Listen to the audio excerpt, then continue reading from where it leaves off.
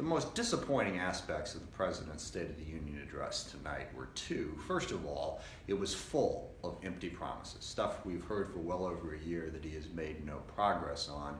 And then second, he also way overstated his accomplishments and what's actually happened to the economy and on many other issues this year. But let's start with the first one first, the empty promises. We heard a promise of infrastructure, $1.5 trillion he threw out today.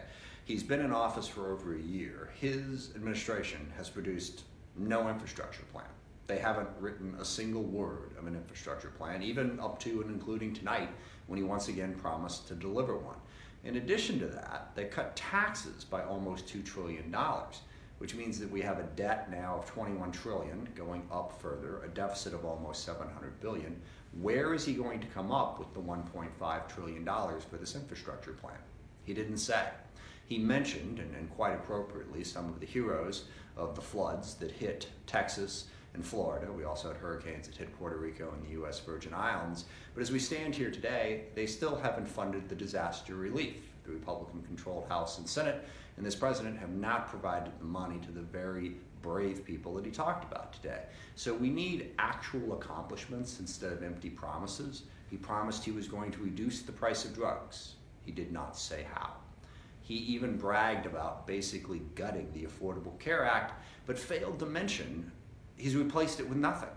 And again, as I stand here today after the president's speech, there is no Republican healthcare plan. They are watching our healthcare system in this country implode and doing nothing to fix it. On issue after issue, you heard grand, high rhetoric that was really nothing more than an empty promise. And they still haven't even passed a budget. They still haven't even passed the appropriations bills necessary to fund our government in a rational way. And that's the last empty promise I'll talk about. This major buildup that he's going to make in our military, in our national defense. Hasn't happened for over a year, isn't happening now because, again, they haven't even passed a budget. So we're continuing along with nothing but short stopgap funding mechanisms. So, and also, again, $2 trillion in tax cuts. Where are you going to find the money given the debt and the deficit we face for this massive buildup? So these are the issues that the American people need to have addressed. We need infrastructure. We need to get drug prices under control. We need a health care bill. We need disaster relief.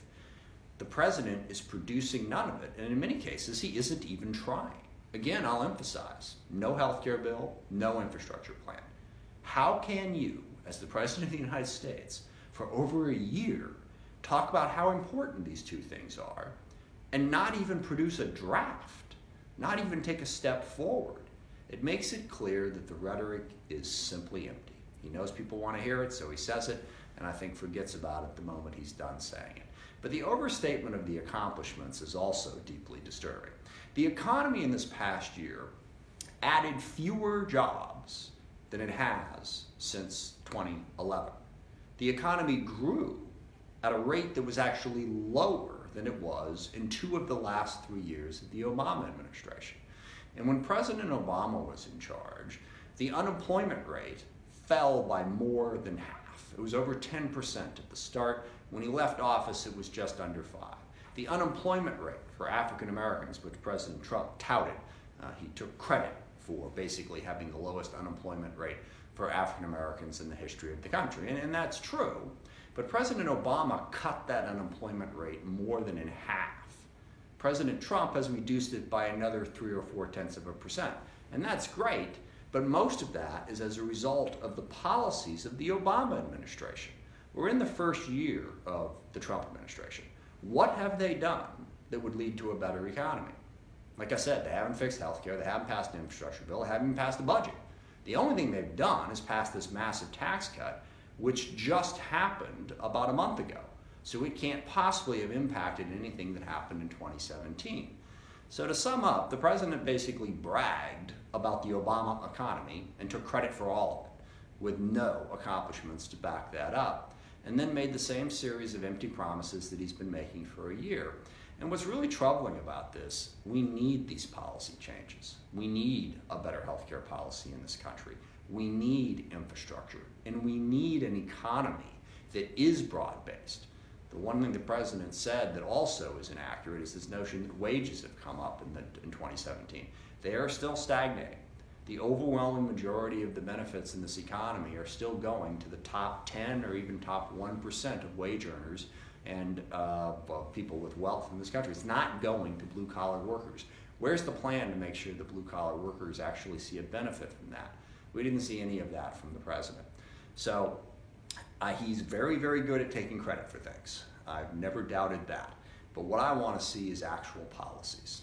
And let's get started on working on health care, budget, and infrastructure. Maybe if we just did those three things, that would be a good start. So the speech tonight was just empty rhetoric. We'll see what actions come in the future. That's what's going to matter. That's what's truly going to help this country. And again, the most important thing is on the economy.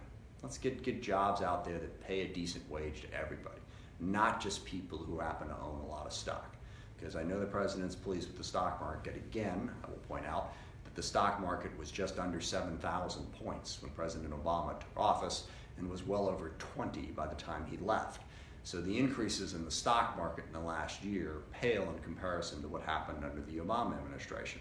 But the stock market isn't what drives most people's lives. What drives most people's lives is how much they get paid for the work they do. That's what needs to come up. That's what we need to work on. Those are the ideas that we need. A better infrastructure plan, a better healthcare plan, a better plan to fund the government would help in all of those areas.